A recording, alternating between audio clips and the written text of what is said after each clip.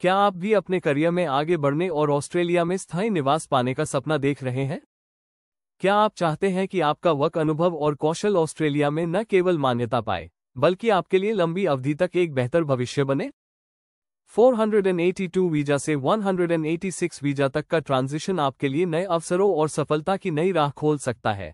इस वीडियो में हम आपको बताएंगे कि इस ट्रांजिशन से आपके लिए कौन कौन सी महत्वपूर्ण बातें हैं और कैसे आप इस प्रक्रिया का सही तरीके से लाभ उठा सकते हैं।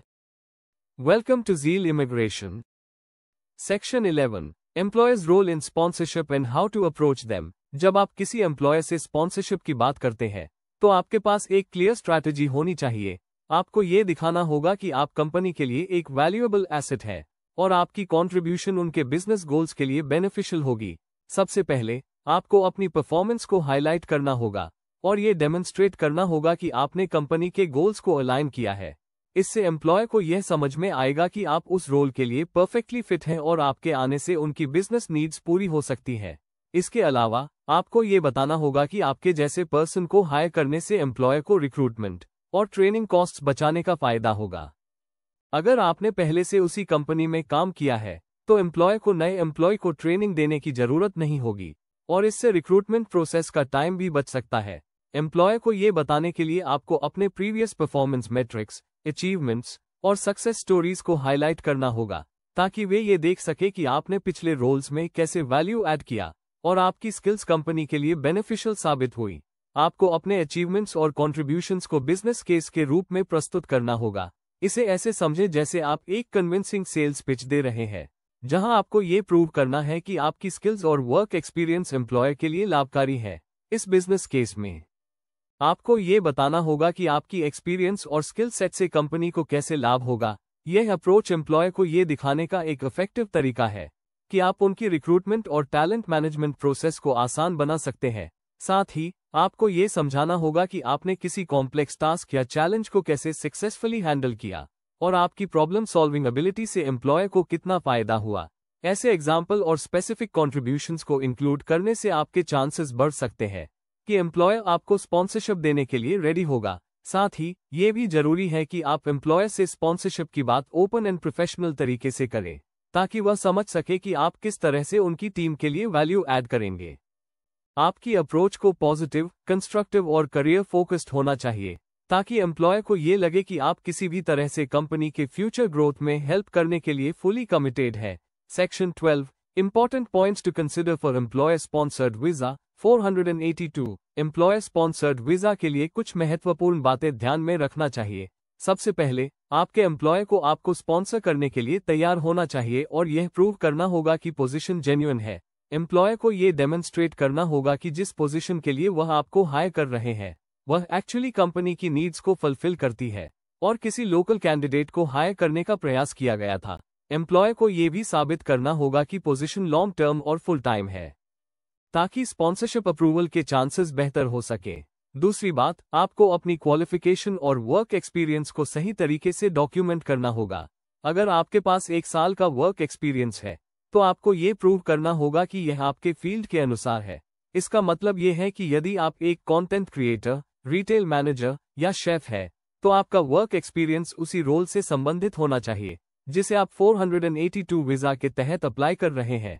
ये डॉक्यूमेंटेशन आपके स्किल्स और क्वालिफिकेशंस को वैलिडेट करेगा और आपकी एप्लीकेशन को स्ट्रॉन्ग बनाएगा। इसके अलावा, यदि आपका एम्प्लॉयर आपको स्पॉन्सर कर रहा है, तो उन्हें स्पॉन्सरशिप फीस और नॉमिनेशन फीस चुकानी होगी। ये फीस यूजुअली एम्प्लॉयर द्वारा पे की जाती है, क्योंकि यह उनका रिस्पॉन्सिबिलिटी है।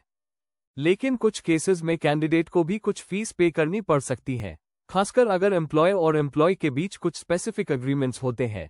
ये फीस एम्प्लॉयर द्वारा भरने वाली नॉमिनल फीस से लेकर लार्ज अमाउंट्स तक हो सकती है, जो एम्प्लॉयर की कंपनी साइज और बिजनेस टाइप पर डिपेंड करती है।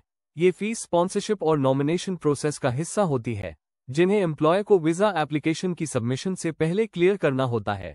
इन सभी पॉइंट्स को ध्यान में रखते हुए, अगर आप एम्प्लॉयर स्पॉन्सर्ड वीजा 482 के लिए अप्लाई करने का सोच रहे हैं, तो आपको ये पूरी तरह से समझना होगा कि इस प्रोसेस में कौन कौन से स्टेप्स इन्वॉल्व्ड हैं और क्या रिक्वायरमेंट्स एम्प्लॉयर और एम्प्लॉय दोनों के लिए जरूरी हैं। इस प्रोसेस को समझने से आपकी वीजा एप्लीकेशन और अप्रूवल प्रोसेस स्मूथ हो सकती है। Section 13, Transition from 482 visa to 186 visa for permanent residency। जब आप 482 वीजा पर होते हैं और 2 साल पूरा कर लेते हैं, तो आप 186 वीजा के लिए अप्लाई कर सकते हैं। 186 वीजा एक परमानेंट रेजिडेंसी वीजा है, जो आपको ऑस्ट्रेलिया में परमानेंट सेटलमेंट का मौका देता है।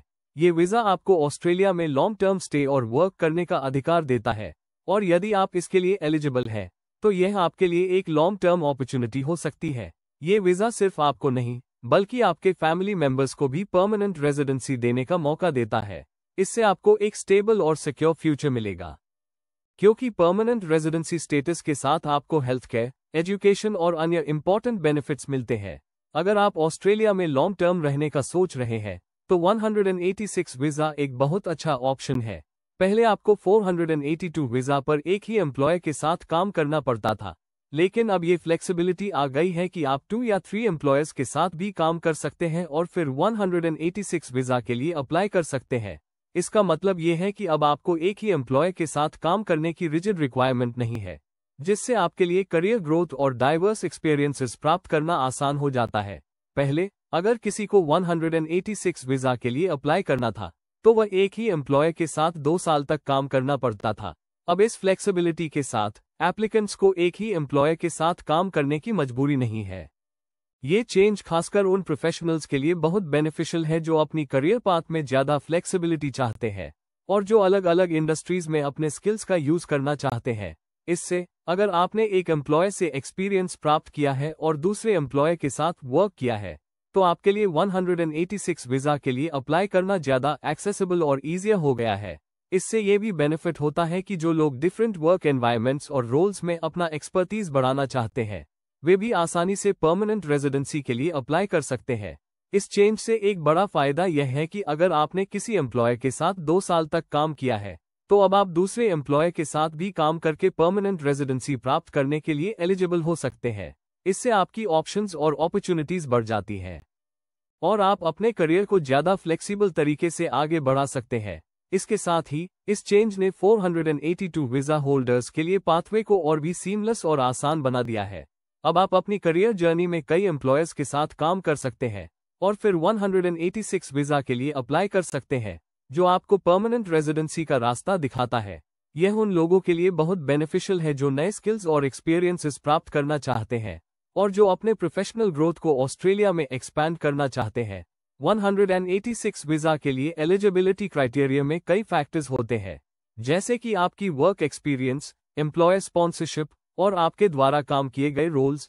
पहले जहां आपको सिर्फ एक एम्प्लॉयर के साथ काम करके 2 साल पूरा करना होता था, अब ये प्रोसेस फ्लेक्सिबल हो गया है और आपको अलग अलग एम्प्लॉयर्स के साथ काम करने का मौका मिलता है। इस फ्लेक्सिबिलिटी का मतलब है कि अब आपको अपने करियर पाथ में ज़्यादा इंडिपेंडेंस और फ्रीडम मिलेगा और आप अपनी स्किल्स और एक्सपर्टीज को मल्टीपल रोल्स में अप्लाई कर सकते हैं।